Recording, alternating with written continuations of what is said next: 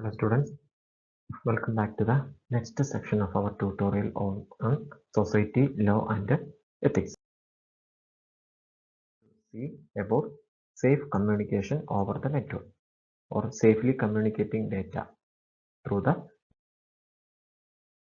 connection is a connection that is encrypted by one or more security protocols. That is what a secure connection is. Okay, and then why we need the secure communication? We are living in an information age. Right. So whenever we are using the network, we are saving some information or sending some information or taking some information from the network. So we are living in an information age. We need to keep information about everything. So information is an asset always. So the data need to be secured from threats and attacks from the network. Okay, so that is why we need secure connection to communicate with the different entities in the network. That entity can be a person or a server in a remote location. Then what we are going to see in this section are what is a secure connection or how the secure connections work. Then identity verification. Finally, eavesdropping and phishing. Okay, these are the topics we are going to see in this section. Then, what is secured information or why secure information? Confidentiality. It ensures that the information is accessible only to those authorized to have access to the particular set data. So, only the correct user or correct person who is authorized to have the information will only have the access to that particular information. That is termed as confidentiality. Then integrity, safeguarding the accuracy and completeness of information. Correct information. Okay, that means the information we are sending to a person should be correct and complete. Okay, the information should be accurate and complete. Then availability, ensuring authorized users have access to the information when required. Okay, at the time of requirement, the correct data should be there. So ensuring authorized users to have access to the information when required. That is confidentiality, integrity and availability. So that is the basic of secured information. Okay, a secured information will have these three properties: confidentiality, integrity and availability. Confidentiality means only the right persons will have access to the particular set of data. Integrity means accuracy and completeness of the information sent over the network between two persons. Then availability means whenever the requirement arises, the data will be given or users have access to the data. Next, we are going to see about secure connections. The secure connections means the connections which is encrypted by one or more security protocols. To ensure the security of data flowing between two or more nodes, we need some security protocols or like encryption, then like different protocols. Okay, so when a connection is not encrypted, it can be easily listened by anyone or viewed by anyone, and it is prone to attacks or threats from malicious softwares and hackers around the network. Okay, so anyone who wants to get information from a non-secured connection can do so, since they can easily go through in and out of the computer's network. Okay, because if it is unsecure, then anyone can enter and get the desired information and get out without even noticing. Okay, so anyone can get into in a unsecure computer network, taking with them important data such as credentials like login passwords, then usernames and other private informations. Okay, so secure connections, as they are supposed to protect data from being transferred from one computer to another, they will be able to perform three tasks, or three main tasks are performed by a secure connection. They prevent third parties That means other persons outside the network or outside the communication between two persons are getting the confidential data. Confidential data means important data that is not to be seen by others. Then validation of identification of a user. Okay, so validation of identification of a user means identification of the correct user, whether the user entered here is correct or not. Okay, it's a legitimate user or not. Then protection of information from being viewed or altered by unknown parties. Okay, so this unknown parties, they are outside the communication between two parties, right?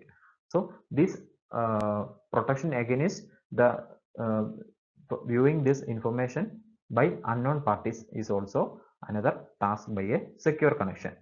Okay, so there are many.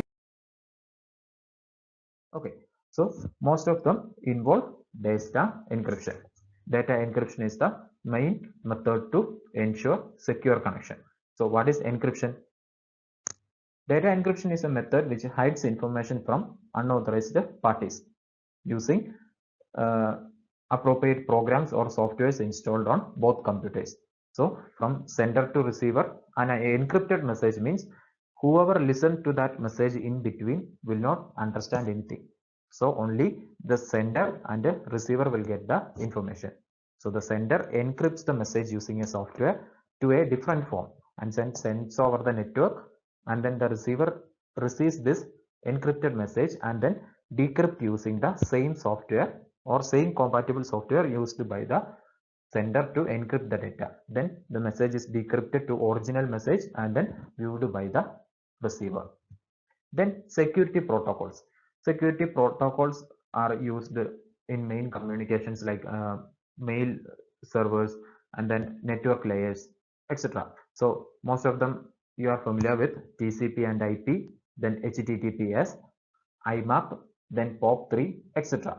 So these are all used to ensure secure connections around the communication. Then softwares used to establish secure connections are firewalls and antivirus programs. Okay, so these are the software part of the secure connections. Okay, we need secure connection, or for whom the secure connections are needed. Okay, so the various stakeholders for secure connections are all those who are involved with some sort of online transactions processing, such as business industry. Okay, so business industry uses secure connections to protect customer data. Okay, so in the business there will be legal and financial data will be there. So they have to protect customer data. Then they have to protect intellectual property. So intellectual property means this findings like designs and then pharmaceutical combinations and then uh, food combinations, etc. Okay, so in the era of growing industrial espionage, in particular with the companies from pharmaceutical and automotive and industrial sectors need to protect their intellectual property. For that they need secure connections. Then protect internal communication. To protect internal communication, government institutions and large corporate houses uses secure connections. Okay, then next one is financial and banking sectors. The financial and banking sectors is among the primary targets of any cybercrime, right, including this masking, phishing, then etc. So it is literally where the money is. Okay, so the money flows through this financial and banking industry. So always all the crimes target these systems. The client information that banks store is also of interest because it could be used to commit identity theft and fraud. Okay, so to counter this threat, the banking industry needs to secure its communications. Okay, so one of the most deliberate and decorative service or mechanism used with this hypertext transfer protocol secured. Okay, so here is a basic comparison between this HTTP and HTTPS. So HTTP, Hypertext Transfer Protocol, it's an insecure connection. Okay, so all data sent over the HTTP connection are plain text. So anyone who's tried to access this particular set of data can easily view that. Okay, so if any hacker who try to break into this connection between your browser and the website, then this HTTP connections uses the plain text format to send the data over. So it can be read by any hacker. Okay, then these type of connections are more prone to cyber attacks because they are not secure. Okay, then HTTPS use secure connection using SSL certificate. SSL means secure socket layer. Okay, so it establish a secure socket layer certificate to your browser. Okay, this certificate contains the public key needed to begin a secure section. Okay, so based on the initial exchange between your browser and website, then there will be an SSL handshake will be initiated. Okay, so it uses a additional security in communication. Okay, when a trusted SSL digital certificate is used during a HTTPS connection, users will see a padlock icon in the browser's address bar. When an extended validation certificate is installed on a website, the address bar will turn green. Okay, when you are visiting a particular website, you will see some green color is on top of that particular address bar. Then you can ensure that it promotes a secure connection and it having a secure socket layer certificate. And then you can, if that particular website is secured, made secured using this SSL certificate, you can see a padlock icon on the leftmost side of the address bar. Okay, then all communication through HTTPS protocol are encrypted, so less chance it is prone to cyber attacks. Okay, HTTPS. The next topic we are going to discuss is identity verification. Okay, so it's a service ensures the authenticity of information provided by a customer. Okay, so an identity verification service is used to ensure that users or customers provide information that is associated with the identity of a real person or not. The service may verify the authenticity of physical documents. Okay, so it is two type of identity verification is there: documentary or non-documentary verification.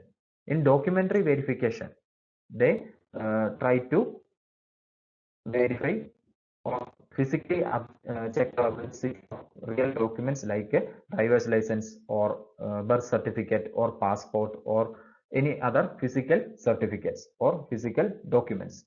So it is called as documentary verification because it checks on based on the some physical documents. Then there is non-documentary verification.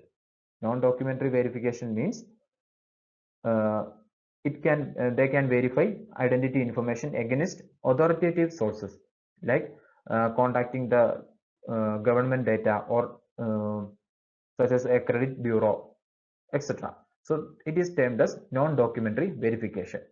Okay, then this identity verification service is commonly used in the field of banking, then internet forums to prevent illegal activities. Okay, so it is used in both online and in person to verify the identity, and the services are required to establish bank accounts and other financial accounts in many areas. Okay, so that is identity verification. Verifying the person is you. Eavesdropping. It is a cyber crime which is also known as sniffing or snooping attack. Okay, it is basically it is a theft of information as it is transmitted over a network by a device. By listening to a network or by hacking into a network and stealing this particular set of information transmitted over that network is termed eavesdropping. Then attacks happens through unsecure networks. Okay, older versions of browsers, older versions of computers, they are all prone to attacks because they are creating unsecure networks. Okay, then this eavesdropping cybercrime is used to lure confidential information personal information, and credentials like password, username, etc. Okay. Step 1 is stopping list to a network or watching a particular set of a particular network and stealing the information transmitted of that particular network is termed as eavesdropping. Phishing. Okay, so it is also a cybercrime, which is a fraudulent attempt to obtain sensitive information like username, password, and credit card details or debit card details by posing as a legitimate institution. That means posing as original institution or masking as a trustworthy institution. They will ask for some sensitive information through fraudulent messages. Okay, so when we see these messages, we will be falsified by seeing that it is from actually from the original website. For example, a bank will not ask the OTP or PIN number of your ATM, debit card or bank accounts. Okay, so if a particular person poses as the bank and then send some messages to you and ask for this particular user credentials like bank account number or bank account details, then there is a chance for you to believe that it is from the legitimate institution, it is from the bank itself. So posing as the original entity, asking the users over the network to give the give or post some informations like usernames, password, and credit or debit card details is called phishing. It is also a cybercrime. Okay, so that comes in this section. We will see with another topic in the next section.